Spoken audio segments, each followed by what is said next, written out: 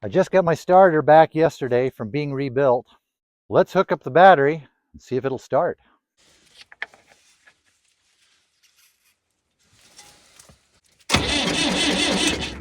That sounded good, but it's still below freezing this morning. It's going to want to have some go-go juice before it actually starts.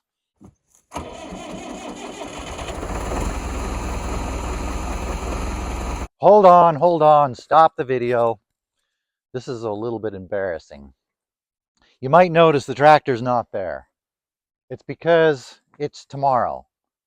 Well, it's not tomorrow, but it's the next day. The tractor's not there because yesterday we had a good time. We took the tractor up the hill, cut down a tree, pulled it out of a hole with the tractor, loaded it up on the sawmill, started cutting. Last night when I was editing the video, I got to this scene and realized someone may have neglected to turn on their microphone again. I'm not going to mention any names to protect the innocent, I mean the guilty, but this whole scene was ruined. I don't even remember what I said. I know I was standing here, the camera was there, the tractor was sitting there idling behind me. I was explaining something to you as it was warming up. I just don't remember what it was. If somebody would have turned on the sound, I could go back and watch the video, see what it was that I said. But that didn't happen. I think it was something about I was telling you how we were going to go up the hill and cut down a tree, drag it out of a hole, put it on the sawmill. I don't know what it was. You're just going to have to miss out on this scene. But the rest of the video turned out, I'll just let you watch that. Back to your regular scheduled program.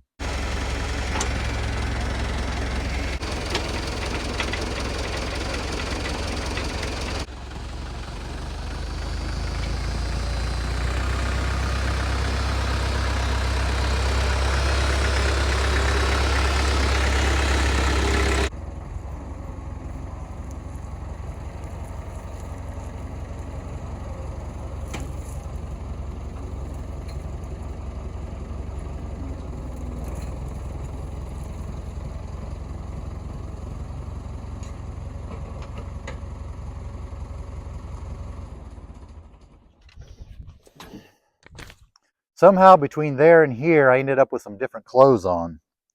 Never mind that, I'll show you our next victim. We have a dead Douglas fir tree.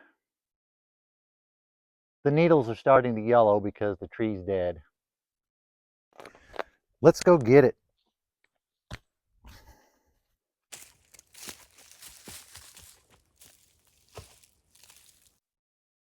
A few years ago, I trimmed all the lower limbs off because I wanted to release this oak tree. I knew this one was going to go.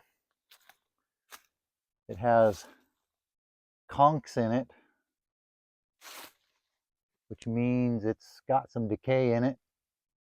Cutting all those limbs off, I think, was a bit of a shock to it, and it weakened it. And you can see where the woodpeckers have been working on it because the bugs were attacking it. And it's dead. I have an order for a bunch of 1x4s and 1x6s. We'll see if there's enough good wood in this tree to get anything out of it other than just firewood. Sometimes these trees with conch have wood in it that's called white speck. It's partly decayed, but it has an interesting look to it. It's usually considered a defect and no good, but some people like the look of it. We'll get it on the mill and see what it looks like. The only good way I have to drop this without damaging anything, too bad. I want to get it right between this madrone and this oak. Focus on the oak, not my finger. This oak, without damaging either of them too much. This little oak I don't care about. I think I parked the tractor far enough away that it won't hit it. I think. And hopefully it doesn't go the wrong way and hit my container. This is a good time of the year to get these trees out that are close to the mill while it's too muddy to get to a lot of the rest of the property.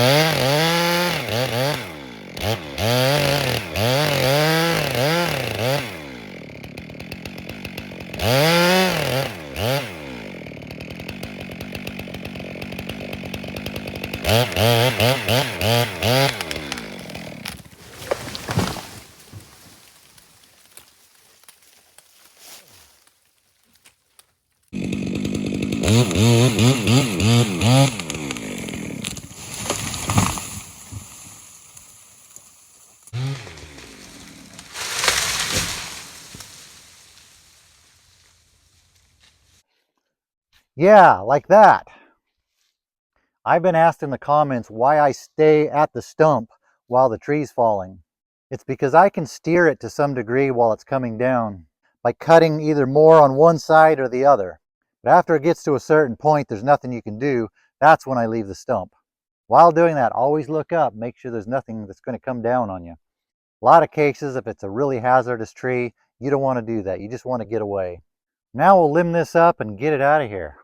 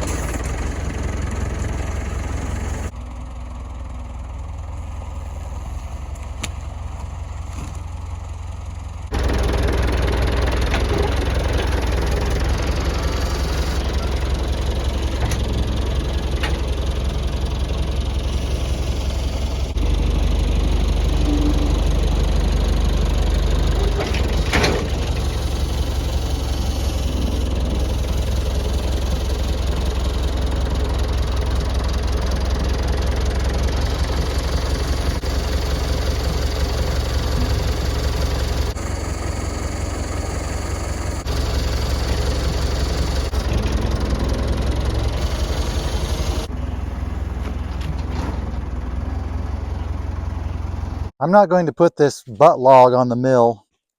It's getting some, I don't know if you can see that in this light, but it's got some decay in it. It's short, it's crooked. It's a good firewood log.